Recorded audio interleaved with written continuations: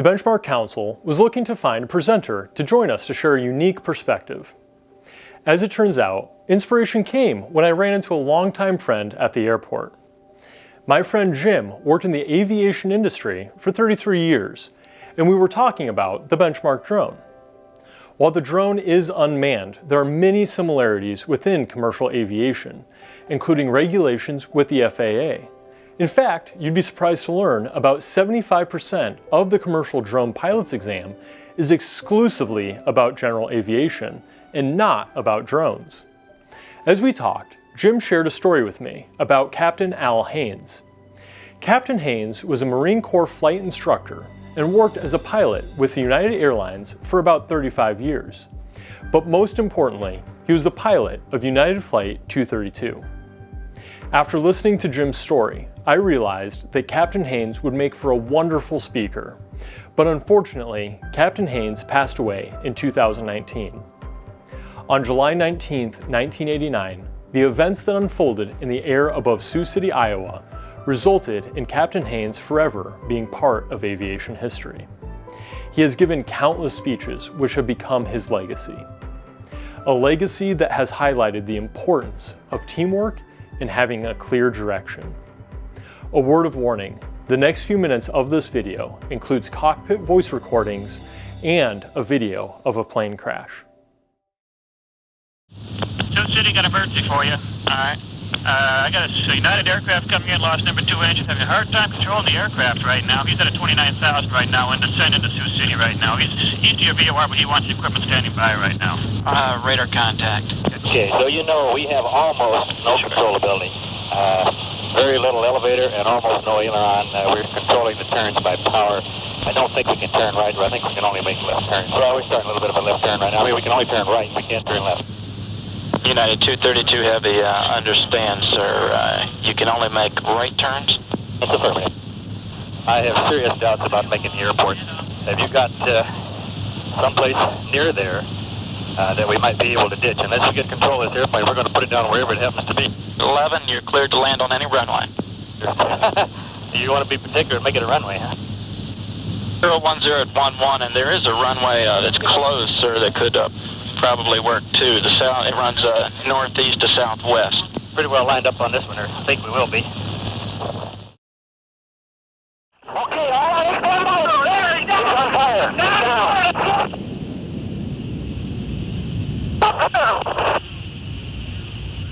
419, engine 3, engine 4. All emergency equipment, car 19 is, come on, give us a hand out here. The aircraft is down. The voice recording and the video of the crash are hard to watch. While this was a horrible disaster, Captain Haynes went out of his way after these events to analyze what went wrong and what went right. Anyone who has seen this video seems to have just this one question in their mind, and that is, how did anyone survive an accident of that magnitude? And I think there are 5 factors that contribute to the degree of success that we had in Sioux City. That is luck, communications, preparation, execution, and cooperation. And I would like to talk about those 5 things today. In a moment, Captain Haynes will share what happened that day. But I want to give you a quick overview of the McDonnell Douglas DC-10. This aircraft is equipped with 3 engines. Engine 1 and 3 are under the wings, with Engine 2 being housed in the tail section. This aircraft was considered at the time to be state-of-the-art and is fly-by-wire, meaning all of the controls for the aircraft are manipulated via electrical motors, which power hydraulic pumps. The pilots of these aircraft do not have direct control over the equipment, but rather fully rely on 3 hydraulic systems. When the number 2 hydraulics on the DC-10 blew, or the number 2 engine blew, it took out the number 2 accessory drive section, which took out the hydraulics for the number 2 system, and some 70 pieces of shrapnel penetrated the horizontal stabilizer and severed the number 1 line and the number 3 line. As a result, we ended up with no hydraulics. Now, the DC-10, like a lot of aircraft today and those that will be made in the future, has no cables going to the controls. You have no manual reversion to the airplane at all. The cables go to the servos and then hydraulic pressure does your work. So in order to protect against the loss of all fluid, there are a lot of redundancies are built into the system. The DC-10, for instance, has 3 completely independent hydraulic systems. Enough redundancy was built into the system to where the odds were placed at 1 to 10 to the 9th power, or 1 billion to 1, that a complete hydraulic failure would occur. And that is satisfactory to where it's considered fail-safe, if I guess is a word. Well, on July 19th, Murphy's Law caught up with us, and we did lose all 3 systems. By losing the 3 hydraulic systems, the crew was placed in an impossible situation. The hydraulic systems on this aircraft were responsible for the vast majority of the controls the pilots had. As a result, we had no ailerons to bank the airplane. We had no rudders to turn it, no elevators to control the pitch. We had no leading edge flaps or slats for slowing the airplane down, no trailing edge flaps for landing. We had no spoilers on the wing to help us get down or to slow down once we got on the ground. And on the ground, we had no steering, nose wheel or tail, and no brakes. It may seem hard to imagine, but Captain Haynes believes there were several things that were in the crew's favor that day. The biggest being where the aircraft was during the disaster. The engine exploded over Iowa, where the land is relatively flat. There are large open spaces, and there were several airports they could divert to. The second big factor was communications. We had quick response by ATC. During the crisis, both the pilot and the air traffic controller remained calm. They shared the information that was relevant and conveyed it in a way that could not be misunderstood. During the flight, the DME, or distance measuring equipment, failed. DME is responsible for providing the pilot with real-time airport position information, and without that information, the crew was unable to find their way. The calmness of his voice, the communications with him was outstanding. The DME did not work on Sioux City that day, and although it's not on this tape, the cockpit voice recorder shows numerous times we're asking him where we were in relation to the airport and how far out. And he was right there every second giving us every bit of information. He picked out airports we could go to, runways or highways we could land on. Sioux City the Iowa State Patrol even blocked one of the freeways and had it open for us if we'd had to land on it to went out to the airport. So communications in the air was tremendous. With only 3 months of job experience, the air traffic controller, Kevin Bachman, was able to guide the aircraft and have alternative options available. This allowed the crew to continue to focus on their mission of keeping the plane flying. Everywhere they went, they knew where they could land. The communication lines were also open to United Airlines. This allowed the entire company to focus on the most important things, getting the airplane on the ground safely and providing support for what was to come. United Airlines immediately notified the crisis center and dispatch facilities. And those 2 facilities, knowing that we were going to Sioux City, were able to prepare for our arrival in Sioux City. In fact, they pulled a 727 out of the hangar in Chicago, loaded it with people, and there just happened to be a meeting in our executive offices that day of our union and the company and some other people, and all those people that would be involved in accidents were at the center. And all they did was run and get on this airplane and fly to Sioux City. And they were there in Sioux City before I was admitted to my room in the hospital. When we declared an emergency, which Bill did, the co-pilot, Bill Records, declared an emergency, everything stopped. It's on the ground. Everything went to us. They cleared the frequency for us. They gave us all the help we could get. By communicating the emergency, everyone that could was able to jump into action. The emergency declaration was a clear and concise message to everyone. Because of this declaration, by the end of the day, United Airlines had 1 employee assigned to every family on the flight. Now that we know that there's an emergency, we're going to rewind a few years. The preparation. How do you prepare for something like this? I gave a talk in Anchorage to the Alaska Air Safety Foundation, and they subtitled my talk, Disaster in the Air, Are You Ready? And I said, no, you're never ready, but you might be prepared. And that's one of the reasons that I'm going around the country doing this, hoping that I can get the message out to be prepared. There was no training procedure for hydraulic failure, complete hydraulic failure. We've all been through one failure or a double failure, but never a complete hydraulic failure. But the preparation that paid off for the crew was something that United Airlines started in 1980 called Cockpit Resource Management. What is now known as CRM, or Crew Resource Management, has taken a strong footing within the aviation community. CRM focuses on interpersonal communication, leadership, and decision-making in the cockpit of an airplane. In the next few minutes, you will hear Captain Haynes refer to CLR, but know that he is talking about CRM, Crew Resource Management. Up until 1980, we kind of worked on the concept that the captain was the authority of the aircraft. Whatever he said goes. And we've lost a few airplanes because of that. Sometimes the captain is not as smart as we thought he was. And we would listen to him and do what he said, and we didn't know what he's talking about, right? Now, we had 103 years of flying experience up there in the cockpit trying to get that airplane on the ground. Not 1 minute of which we had actually practiced, any one of us. So why would I know more about getting that airplane on the ground under those conditions than the other three?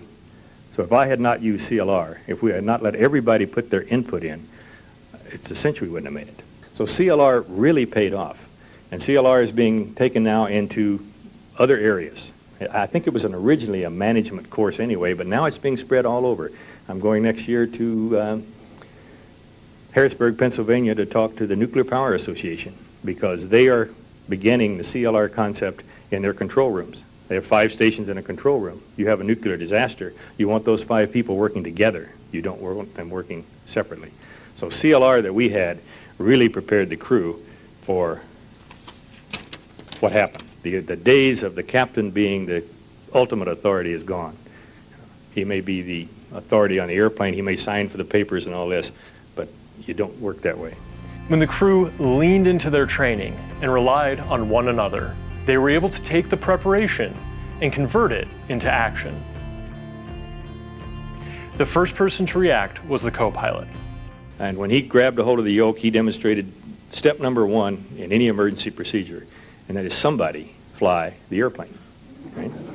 We've lost several airplanes because everybody was working on the problem and nobody was flying the airplane. One of them was down in the Everglades. Right? Everybody was working on the problem and the airplane flew into the ground. Right? Not to criticize the pilots because it's just, everybody wants to do their share to get the problem solved. But somebody has got to fly the airplane. Bill immediately took hold of the airplane, immediately called ATC and said we lost an engine and had to get a lower altitude, was turning off the airway, all those things you're supposed to do. After the number 2 engine failed, the crew quickly reacted to the situation. While the co-pilot was flying the airplane, Captain Haynes and the flight engineer worked to restart what they believed at the time was a stalled engine. They followed the predefined checklists that were part of their CRM and quickly realized there was more going on than a stalled engine. As they were working, the co-pilot called for Captain Haynes' attention. But what really got my attention was with the full left turn call for and a full nose up call for, we were in a descending right turn. And I tell all pilots around that this is when I said the dumbest thing that I ever said in my life. I said, I've got it. And I didn't have it very long because we immediately determined that that's exactly, we could not control the airplane. It would not respond to the inputs of the crew. The crew quickly realized the only real control they had over the aircraft was using the throttles for the 2 remaining engines. By adjusting power, they were able to get the aircraft back onto a straight and level flight. But the crew was still confused why the controls were not working on the aircraft. You cannot lose all the hydraulics in a 10. That's been told us from time one. When we first sat down and they said, this isn't hooked up to anything as you move the wheel, we said, well, what's going to make it fly in case it, well, it can't happen. You can't lose all your hydraulics. And we believed it like everybody else. And although we were reasonably sure we weren't accomplishing anything with the yoke, we kept flying the yoke. The problem is it kept both of us to fly the yoke. We couldn't do it. Just one of us couldn't do it. Now, in flying the yoke with both hands, or with all 4 hands, now we had to operate the throttles, and we had to do them, let go of the yoke, move a throttle, let go of the yoke, move a throttle, and so forth. The pilots had been trained that the yoke will always be live, and there is an almost zero possibility of a total loss of control. However, in hindsight, it became apparent that this was a futile effort because of the total loss of hydraulics. At this point, let me stop to tell you a little more about the flight crew for that day. As previously introduced, the captain, often referred to as pilot, was Al Haynes. The captain is the highest ranking officer on the flight. Next to the pilot is the co-pilot, First Officer Bill Records. The pilot and co-pilot take turns controlling the aircraft. The third member of the crew was Flight Engineer Dudley Dvorak. The flight engineer is responsible for engines, systems, and fuel, as well as radio communications. In addition to the normal flight crew, one of the passengers that day was Dennis Fitch, who was a flight instructor for this type of aircraft. When he realized there was something wrong, he quickly made his way to the flight deck to see if there was anything he could do to assist. So what he did is he stood between us, not kneel on the floor as the news media said, and he took one throttle in each hand, and now he could manipulate the throttles together. Since with the number 2 throttle frozen, we couldn't get a hold of the throttles together.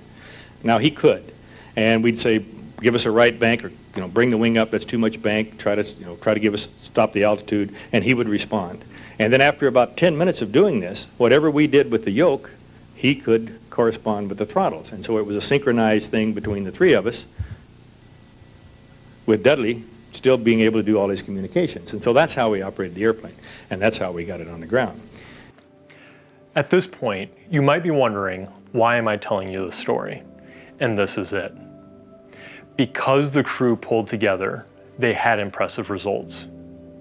Crew resource management allowed the crew of 3 to quickly bring in a 4th member into the team and to deploy them where they were needed the most.